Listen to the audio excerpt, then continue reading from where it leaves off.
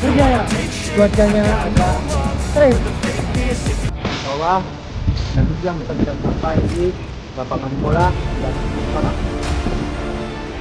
Sekarang besok kita masih berjalanan.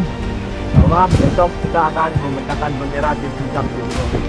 Selamat pagi Sobat Polri, saya nanti melaporkan langsung dari lokasi puncak Gunung Loser dengan ketinggian 3.404. Tempatnya berada di wilayah Dayuwas. Jumlah peserta yang ikut berpartisipasi dalam kegiatan ini sejumlah 45 orang.